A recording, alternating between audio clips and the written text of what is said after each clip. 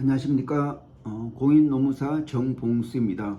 오늘은 제가 처리했던 가장 큰 사건 중에 하나에 대해서 말씀드리고, 이거를 통해서 근로기준법의 어떤 판단 기준에 대해서 소개해 드리도록 하겠습니다.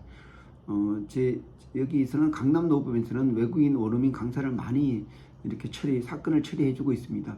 그 중에 우리나라에서 가장 큰 시어학원에서는 그 근로자에 대해서 다른 회사보다 임금을 2배 정도 많이 주는 대신에 퇴직금을 지급을 하지는 않았습니다.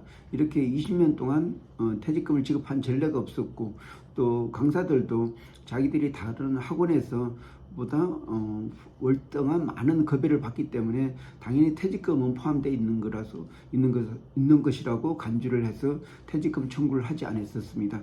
그런데 몇 명의 어떤 외국인 강사가 저희 강남노법에 찾아와서 이게 그 다른 사건을 가지고 어떤 근로계약을 검토하는 와중에 제가 확인한 사실은 이 시어학원의 외국인 강사들은 퇴직금을 받은 전례가 없고, 퇴직금이 당연히 발생하지 않고 스스로 근로계약이 아닌 프리랜서 계약을 체결했기 때문에 퇴직금이 없다.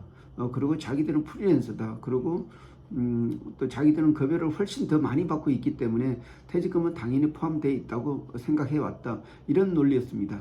또 그래서 저는 이 관련돼서 그 노동법을 설명해 줬습니다. 근로자인 이상은 퇴직금이 발생하고 주휴수당, 연차 수당을 받을 자격이 있고 당연히 발생한다.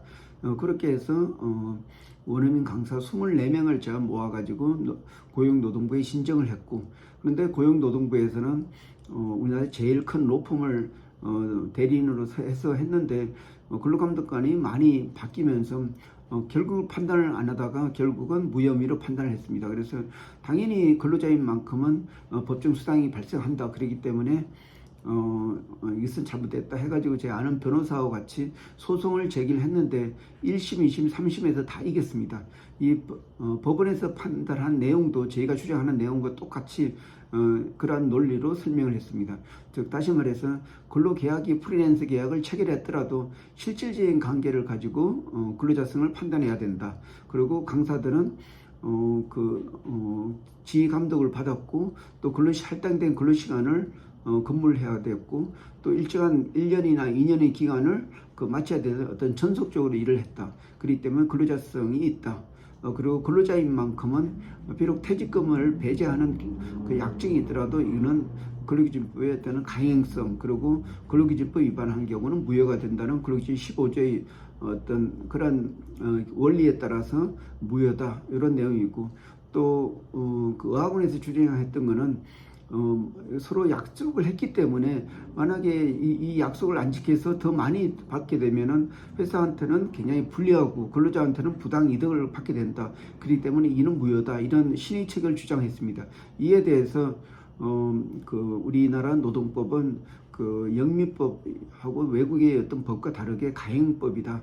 그렇기 때문에 근로자인 이상은 당연히 가행법 규정에 따라서 퇴직금을 받을 자격이 있다. 이렇게 주장했고, 법원도 이에 대해서 동의를 했습니다. 그래서 이 시어학원에 대한 강사 24명에 대해서 그 퇴직금 문제하고 받지 못했던 그 연차 수당, 그리고 주휴수당까지 같이 받게 됐습니다. 그래서 이를 통해서 볼 때 근로기준법의 기본 원칙은 바로 가행 규정, 신의칙보다는 가행 규정이다. 그리고 또 비록 프리랜서 계약을 했더라도 실질적인 근로관계를 가지고 판단한다. 이런 내용이 되겠습니다. 예, 이상입니다. 고맙습니다.